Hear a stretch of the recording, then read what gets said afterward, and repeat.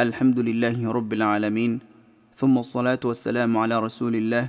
رب اشرح لي صدري ويسر لي أمري واحلل عقدة من لساني يفقه قولي. انت كدب الله سبحانه وتعالى أيام هاد لما انت تسكله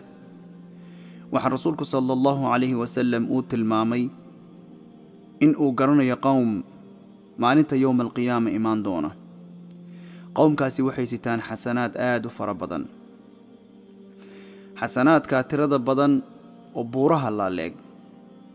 إلهي سبحانه وتعالى وحو كدق دونا سيدا بور لبتيب إلهي سبحانه وتعالى وكدق دونا وحا ثوبان وحديث كورني رسولك صلى الله عليه وسلم ويري رسولك إلهي يوم صفهم لنا نوت المان ييهين دادكاسو وحا دعي كرته إنان كمين نقلنا أنكو نغينه ورسولك صلى الله عليه وسلم ويري أما إنهم إخوانكم ومن جلدتكم ويأخذون من الليل كما تأخذون ولكنهم أقوام إذا خلوا بمحارم الله انتهكوها. ورسولك صلى الله عليه وسلم وادد ولالهين دبكينو كليليهن هبينكي انتاد كقادتان بين كقاتان وهبينكي ويتو كدان sidaad u tukataan habeenkii bay u tukadaan maalintiina dabcan acmaasha la sameeyo dadka waa la sameeyaan laakiin wuxuu yiri markay ilaahi subhanahu wa ta'ala ay markay gooni noqdaan uma aaba yeelaan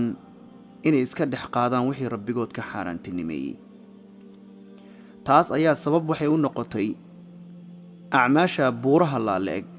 in boor la bidiyay laga dhigo dadka hortooda maxaa yeelay dadka markay hor joogeen camalkoodu wuu qurxoonaa oo wuu fiicnaa oo wuu wanaagsanaa oo waxaa la lahaa hiblaayo ma sha Allah hebel ma sha Allah laakiin ilaahi subhanahu wa ta'ala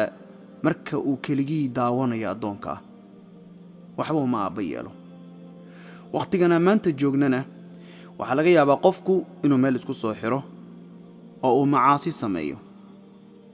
isagoo isla dadku kuma arkayaan laakiin ilaahi subhanahu wa ta'ala ayaa xaalad walba ina arka xaalad walba inuu ku jirno rabbi tabaaraka wa ta'ala inama mooga malaa'ig baa layna daba dhigay kiraaman kaatibiin yaclamuuna maa tafcaluun ilaahi subhanahu wa ta'ala uu tilmaamay inay qorayaan wax walba inuu samaynayno waxa aad facebooka ku qoraysid bay ogyihiin waxa aad iyadoo lagu jeeda aad sameynaysid bay ogyihiin waxa aad dadka oo dhan kala dhoomatay bay ogyihiin iyagu xaaladna kaama harayaan sadarteed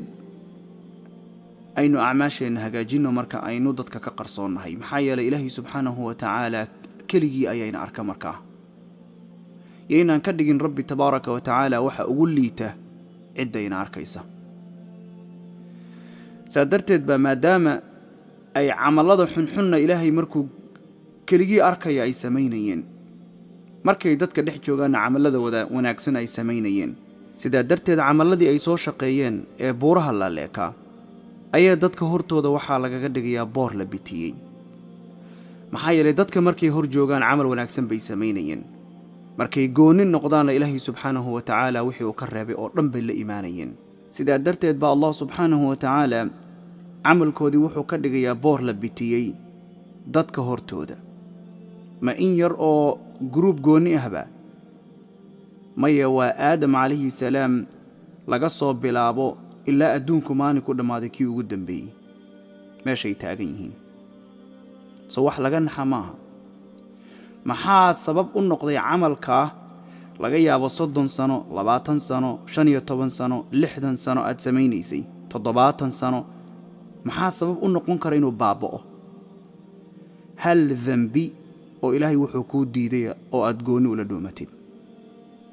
intee dhunuban maanta la dhuumanaa dad badan baan xamanaa inaga oo hebel iyo hebelan hortiisa qofka wax kaga sheegi karin laakiin dad group ah oo gooni ah jirto aan la xamano waa sahlanayna waa la dhuumanayna dhanbiga dad badan baa shiishada iyo sigaarka iyo qaadkaba isticmaala oo la dhuumanay qol isku soo xiriyo banaanka markay soo baxaan nadiif ah mid fara badan baa ilaahay subhanahu wa ta'ala wixii uu ka reebay qol ku xiranaya dunuubta iyo macaasida maanta say u faaftay waynu garan karaynaa sidaa darteed aan noqonno dad Allah tabaaraka wa tacaala ka cabsada oo camalka ay muujinayaan ee wanaagsan sidaa ay u wanaajinayaan oo kale aynu noqonno dad u wanaajiya camaladooda u qarsoon ilaahay subxaanahu wa tacaala mar walba wayna arkaa laakiin haddaad camalka wanaagsanna bannaanka dadka u soo dhigtid inta xunna aad tiraahdo ilaahay markaan keligii uu arkayo baan rabaa rabbi inuu iga arko waxaad xasuusataa dadka maalinta ilaahay tabaaraka wa tacaala hor imaan doona camaladoodana ku khasaari doona adduunka intay joogeen soo shaqeeyey waxa ay filayeen iyo waxa rabbi ay kala kulmeenna ay laba kala noqdeen وبدا لهم من الله ما لم يكونوا يحتسبون إلهي تبارك وتعالى وحن ويديسانينا إنو عيبه ناستره ذنوبتنا وعافيه سبحان ربك رب العزة عما يصفون وسلام على المرسلين والحمد لله رب العالمين